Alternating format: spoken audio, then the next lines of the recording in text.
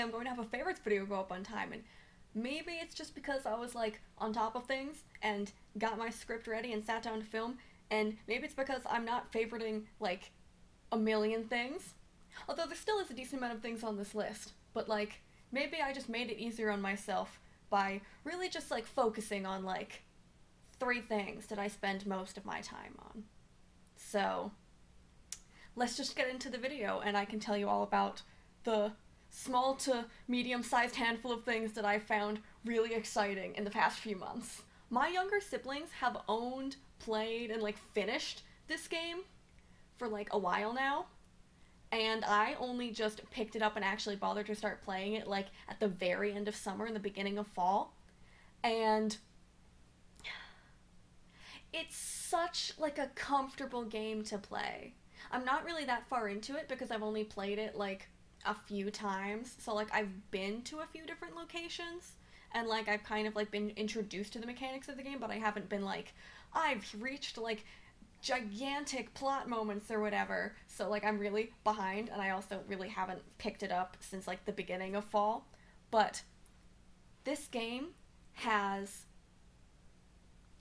animated cutscenes by Studio Ghibli, and it also has music by Joe Hisaishi, and those two things just make me so happy. Like, it's just like I can't be like, oh, I see stuff that's like Studio Ghibli, and it's like music from Studio Ghibli, and I just go, whatever. Like, no, like, automatically that will make me so much happier, and just is automatically just a way to win me over. And so this game, whenever we get to those moments, I'm just like, yes. Ooh. I mean, also just like the 3D animated figures are like cute and like move in like a satisfying way as well, but like the animated cutscenes that are like the full like animated by Studio Ghibli that are like the flat image kind of things are so good. But like of course they don't happen all that often because every game that has like anime cutscenes or like animated things are not like every single cutscene. They often just have the 3D images as the cutscenes, but whenever the good cutscenes happen, I'm automatically like, stop the presses, we need to pay full attention to this moment. And I'm sure that there will be like really like pretty stuff in the future. Currently I think I've just enjoyed them, but I'm hoping that we go to some locations where they have the anime cutscenes where I can just be like, just bask in the Studio Ghibli-ness of all of it. Currently though, the thing that is giving me the most constant joy is you have to unlock jumping, but I've unlocked the ability to jump, and it makes me so happy. It's the only thing I care to do anymore, and I'm just jumping just all across the like in-game world and then like all across like the like overworld. Only jumping. That's the only thing I care about anymore, and it's honestly just like, we're just not gonna play the rest of the plot. We're just gonna jump, and I'd be like halfway fine with it. This is my very first experience with a Final Fantasy game, and I am so glad that I finally bought this game and started playing it because I'm having such a good time so far. Last time I played, I was at the Shinra headquarters, which means I only have Barrett, Tifa, Cloud, and Aerith in my party, but like, I love them all.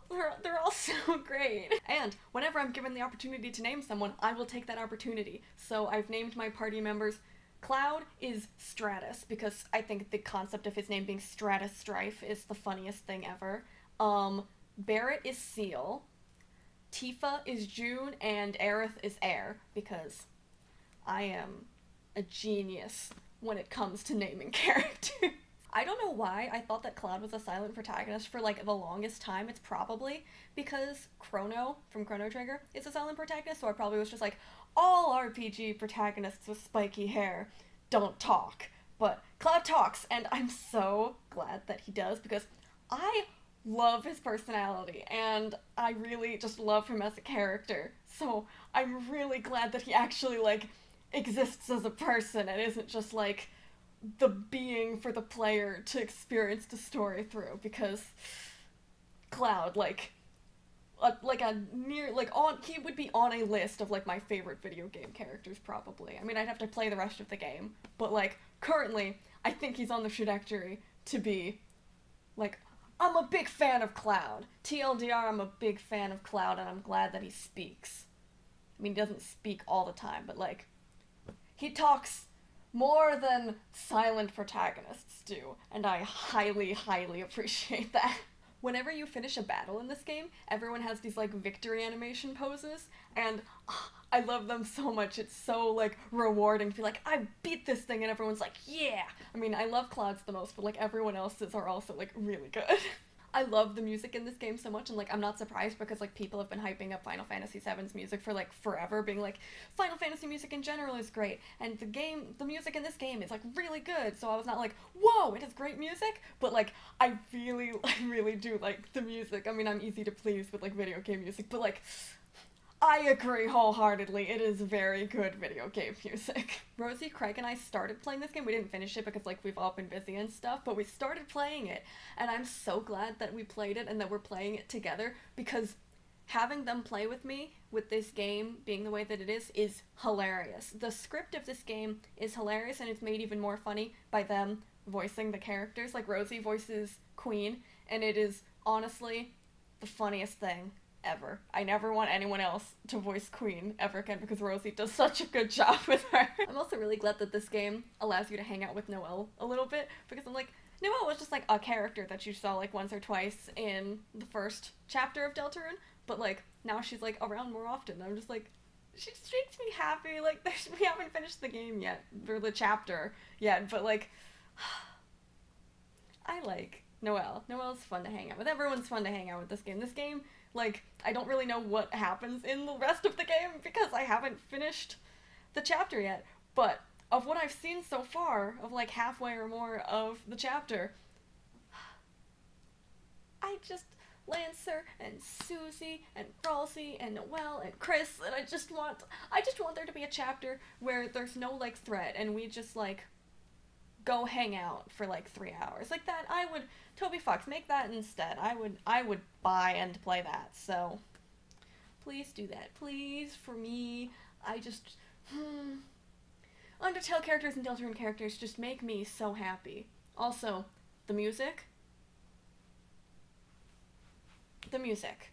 We all know that I love music that Toby Fox makes. Undertale music will make me cry. Deltarune music will make me cry. This music is really good. Also, this chapter has a theme that's more like technology based, which means all the music and all like the enemies is more like technology sounding. And it's so good. Oh, aesthetically, this chapter, I really like it. I mean, the other one I liked as well, but like this one, it's a vibe, and I really appreciate the vibe that it is. I loved this game back when I played it on the 3DS, but I never beat the final location, and then the 3DS that we have just stopped working, stopped charging, so I couldn't finish any of the 3DS games that I was near the end of. But this game got a Switch version, so Craig and I bought the Switch version, and we are now playing it together so that I can actually see the whole game, because he's seen the whole game and played it through, but I never did. So now we're playing the game together so that I can finally get to the end of the game and finish it and see what happens. We, maybe predictably so, maybe like extremely predictably so, decided that we're going to make every single character in the game be Danganronpa characters, which means all of our party members and all of the people in all the towns, they're Danganronpa characters. I mean, for the most part, there's a few characters in, like, the earlier places that we, like, dotted our normal Miis into, but, like, the large majority of the rest of the characters are Danganronpa characters, which means that we're voicing all of the characters the way that we voice the Danganronpa characters when we play their, like, actual Danganronpa games, but also, it means that there's a lot of interactions, like, with the party members and also just, like, with, just, like, the characters that we've, like, assigned the Danganronpa Mii faces to. They make some encounters and interactions just unintentionally hilarious, because sometimes the characters just act exactly like the character that we decided to give the face of. It's just so funny. We made our party members all of like the like main trios and like groups from the 3 games. So we have Shuichi is our main character, so Shuichi's always there, but then we also have Kaede, Kaito, Maki, Chiaki, Nagito, Hajime, and Makoto, Kyoko, and Byakuya. And it is so funny. Also, Shuichi's best friend is one of the new inclusions to the game, which is you can have a horse. So we made our horse be Champi, because Danganronpa, and we have Shuichi spend all his time with the horse, and they are like extremely best friends, and it is really funny. Also because all of his like original party members aren't around right now, so like he's lonely because he doesn't have Kaede. But he has his horse, he has Champy, and they're best friends. And it's just the funniest and saddest thing ever. The amount of hours that I have played Genshin Impact in the past few months is probably extremely unhealthy. But honestly, I'm not about to stop anytime soon at this rate. I finally met Zhongli, and like the long wait was worth it because I think he's great, and honestly, I would be fine with just following him around during his day-to-day life. I think that would be very entertaining and fun. And also just like a pleasant experience. Although I don't want to get on Tall Contract Man's bad side though, because I kind of fear him a bit. Although like his voice actor is like A+, so I honestly wouldn't mind it like 100%. I would be like, oh, I hate this, but like 5% of me is fine because you've got a great voice, Zhongli. I enjoyed Child ever since I first met him, but like, as I continued to play the Liyue Archon quests, he very quickly became my 100% favorite character from Liyue, or like from the Liyue like Archon quest, because oh boy, I'm a Child fan, 110%. I have a problem, but like it's a predictable problem, so it's not like people are shocked when I have this problem that I fall in love with this type of character, but like, Child is great. I love him so much.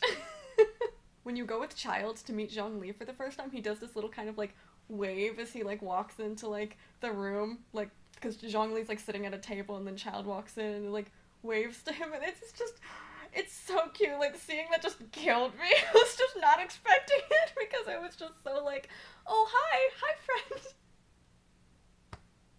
I care so much about Child, and like his personality is great, and every single time I learn like a little bit more about him, he gets like increasingly more like complicated and interesting, and I'm just like, I want more. Each time we finally get a little bit more of him, I'm just like, but can I have even more? Which is honestly a great problem to have, but also is like, I'm never satisfied.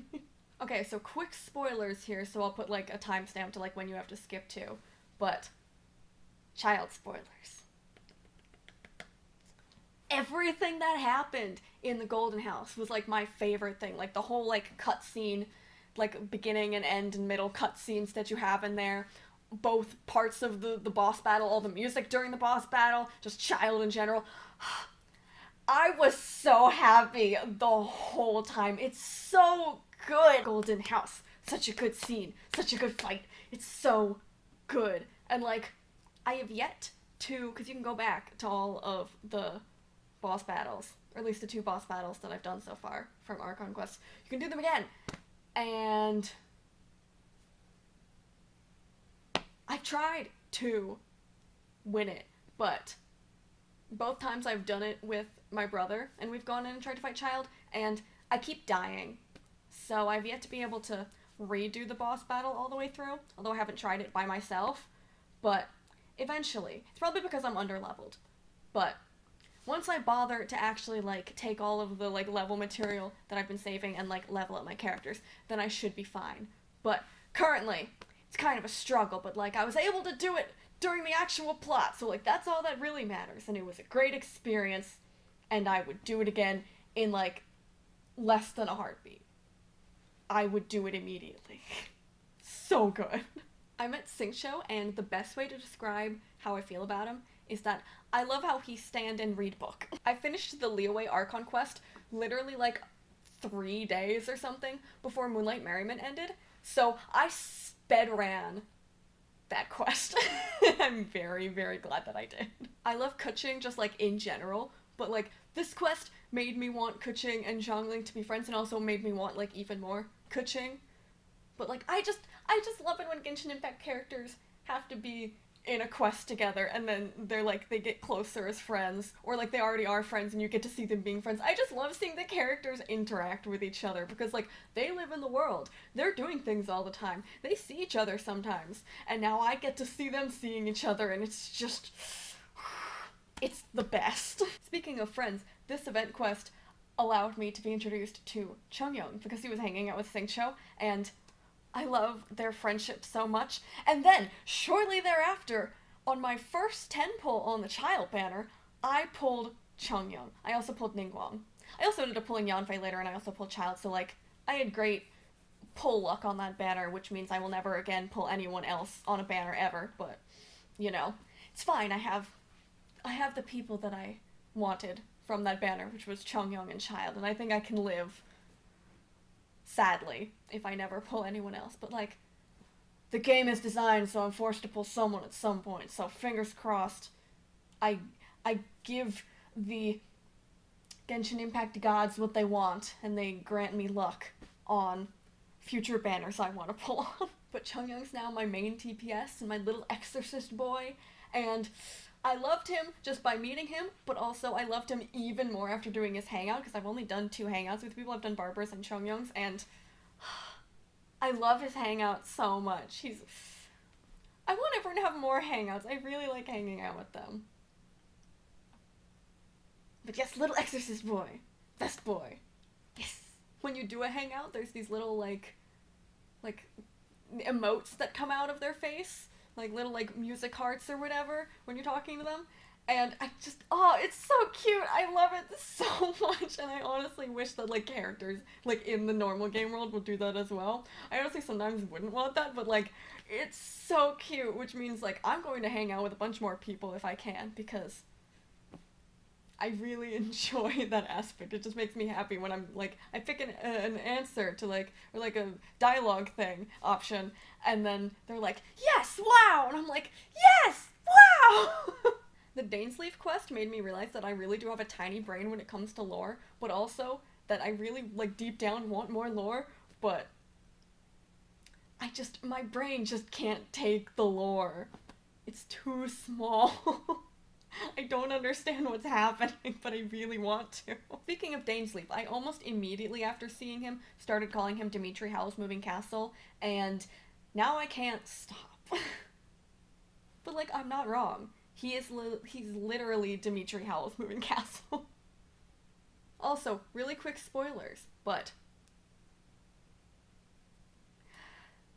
Aether makes me cry. Oh my goodness. That scene.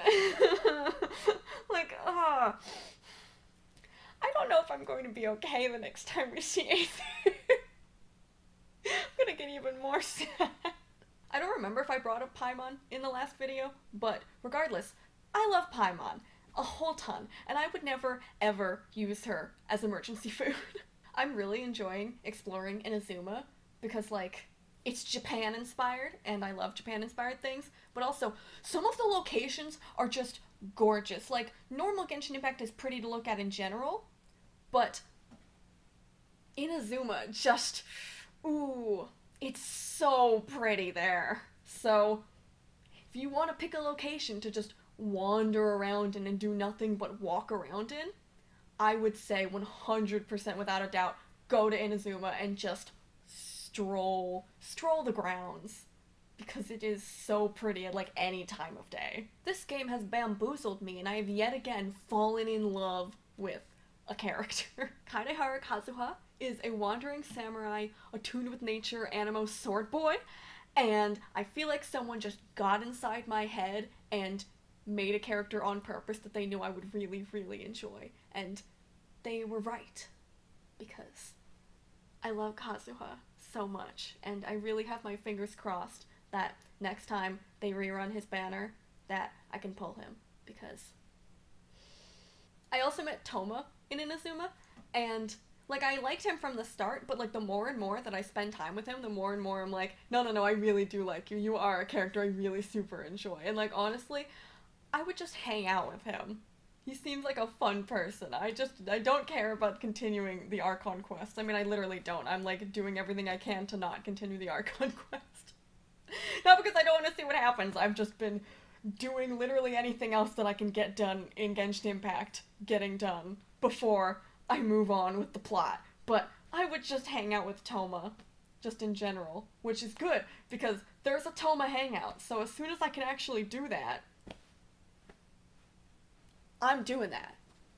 Because my boy, I just want to hang out and have fun with him. He just is really fun, and I love his personality. But I also like appreciate like his personal like character arc and also his like part in like the actual story, because I think that's pretty interesting. And it might not go anywhere farther than it's already gone, but like I really like him plot-wise and also character-wise, which is a great thing to have, because sometimes I'm like, this character is fun to have, but like they're kind of just here in the plot, and they're not doing much interesting plot-wise, but they exist as a cool character, and I want to learn more about their like personal character stuff, but they're not doing anything. But Toma currently has a nice balance, which I super appreciate. I finally started unlocking the character story quests, and I don't know why, but I didn't expect Venti's to be so good, like especially with the way it started out. I was like, oh, it's just gonna be like a whatever quest, it's not gonna be that exciting.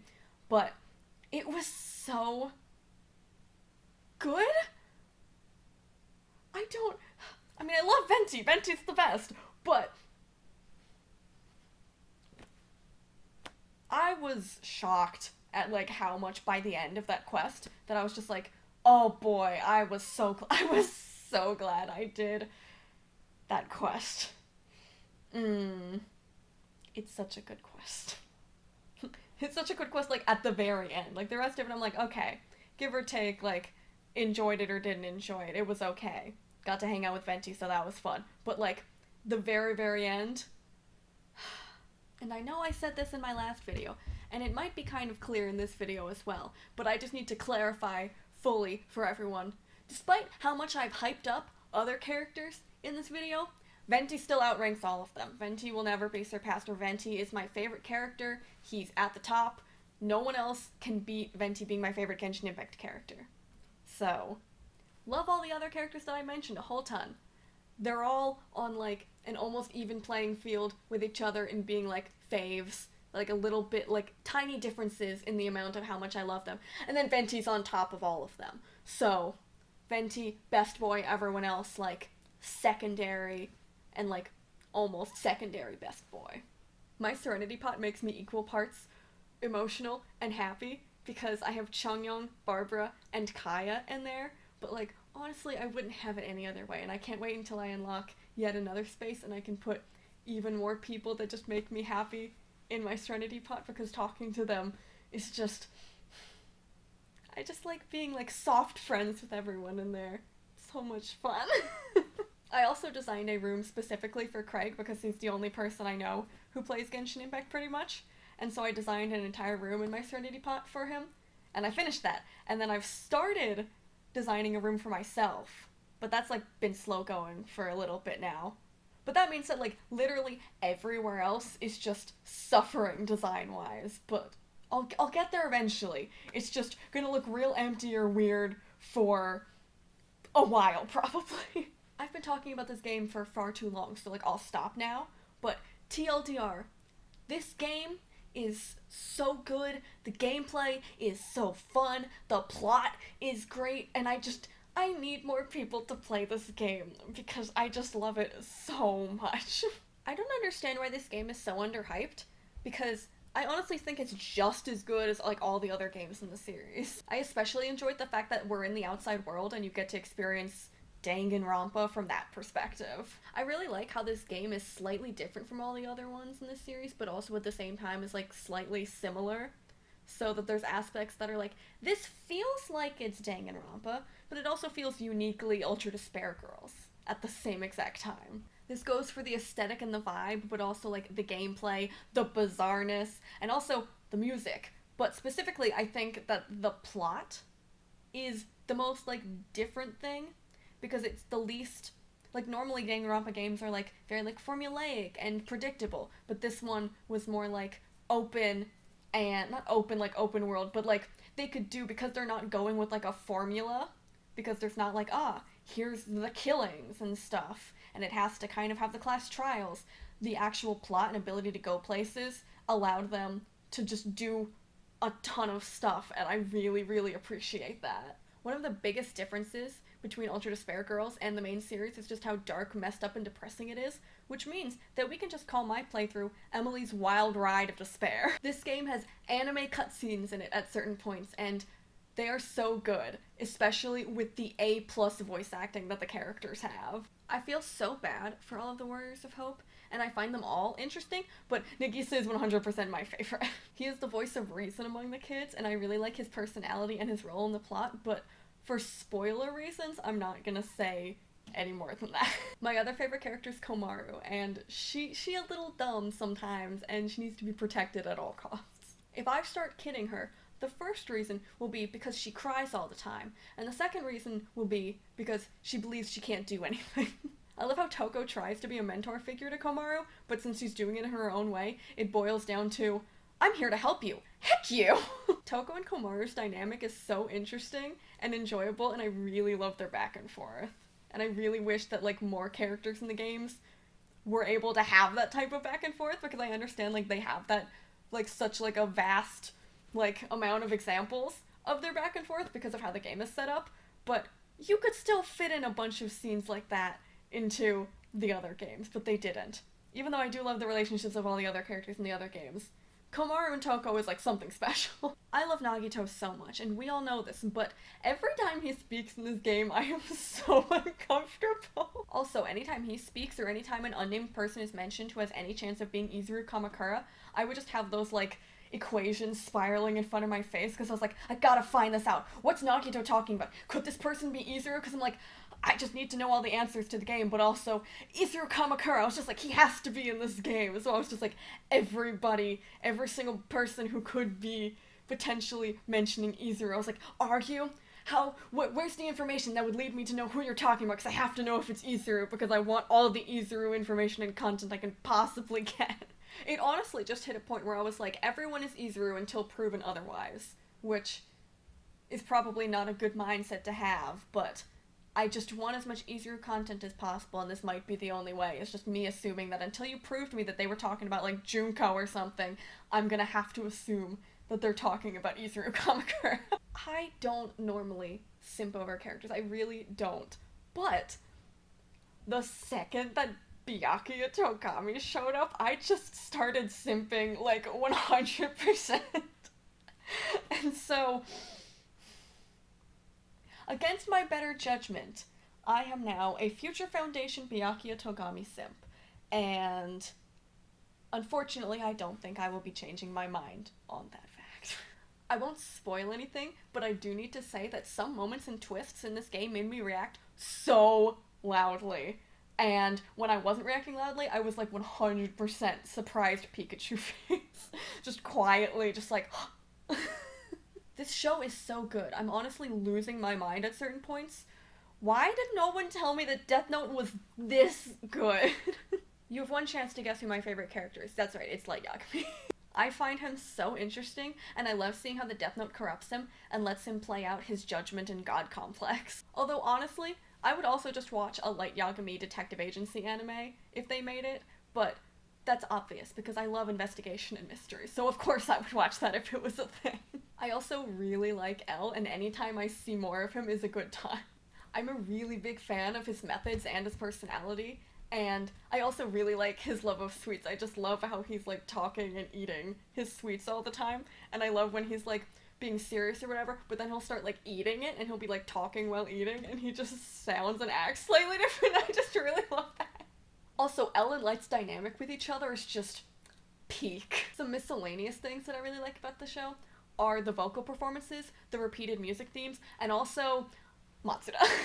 I watched Fresh Plays play Danganronpa V3 and Zero Escape 999 back in, like, January or whatever, and since then I've been, like, every so often I've been rewatching them play 999, but I hadn't watched them play V3 again until now, but I started recently rewatching them play V3 because I started writing a V3 fanfiction, and I was like, I want to be able to easily access, like, gameplay. So I was like, I'll rewatch that and take notes and stuff so that I can make my fanfiction. I'm so glad I did because I love their V3 playthrough. I also love their 999 playthrough. And I'm currently, like, on my, like, 4th rewatch of their 999 playthrough.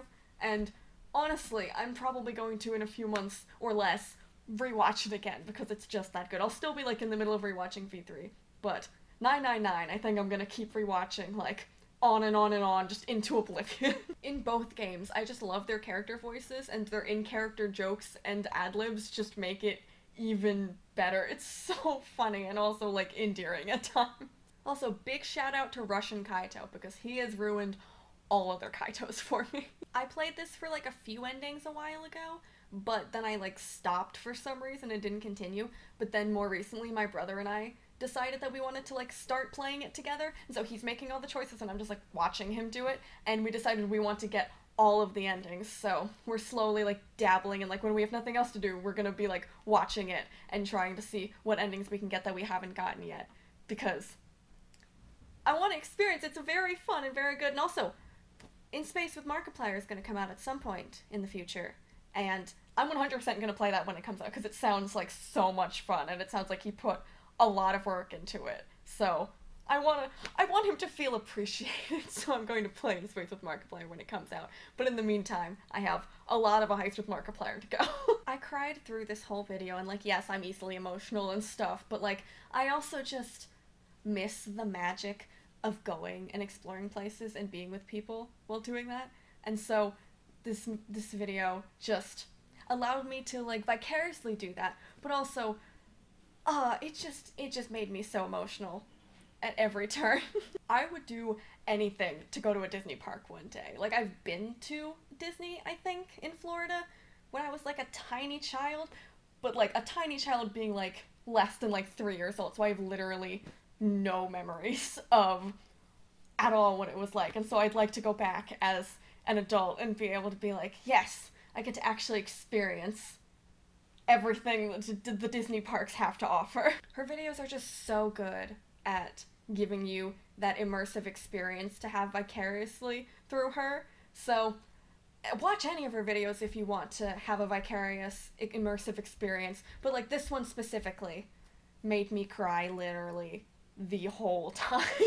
She brings up how Disney's magic is about bringing people happiness and hope, and like the whole video got to me, but like that part really got to me. And I'm not even a big Disney fan, but that message and like that,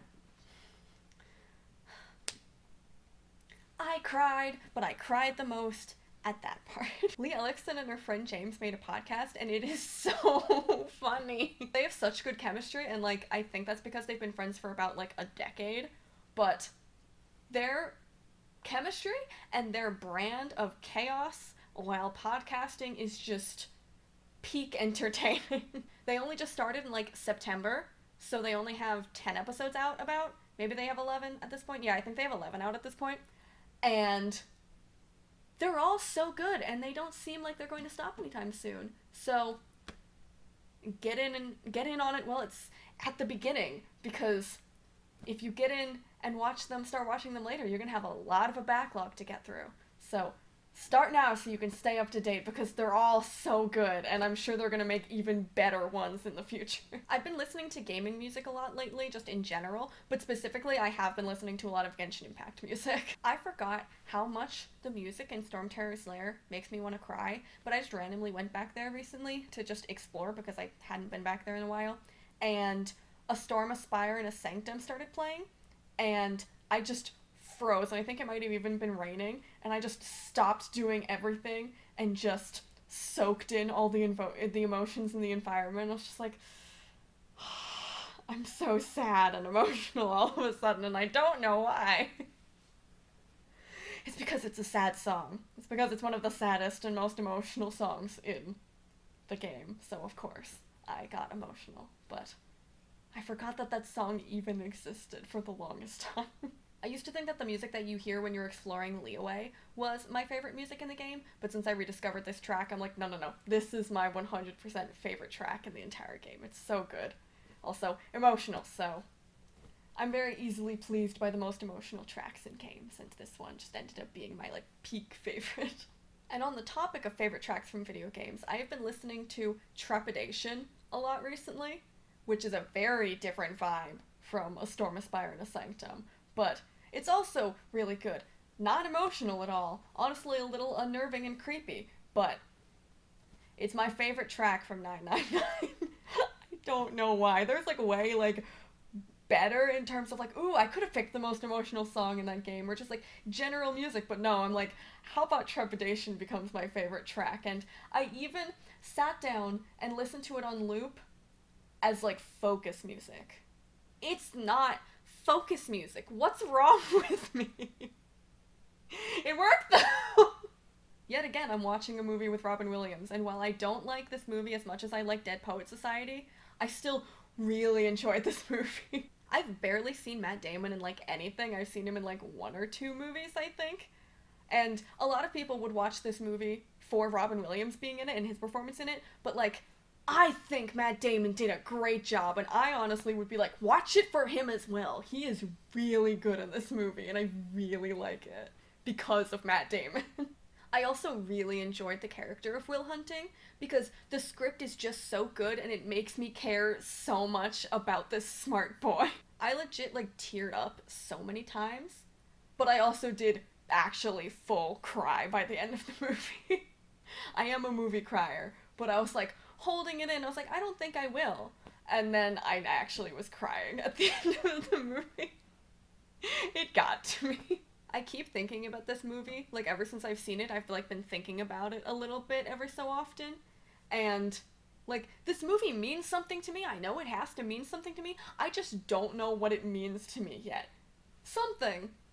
I might have to rewatch it at a later point to then be like, ah, this is the unspeakable thing that I couldn't communicate until now.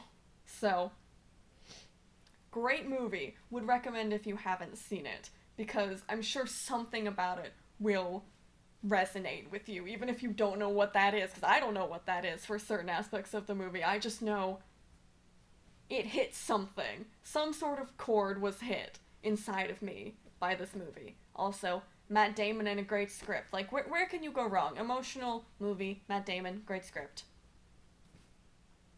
Go watch this movie. It's worth it. So those are all my favorite things from the past few months. I hope that you enjoyed the video, and I would love it if you would share with me things that you enjoyed over the past few months. And also, I will see you very soon with a new video. So keep your eyes out for that.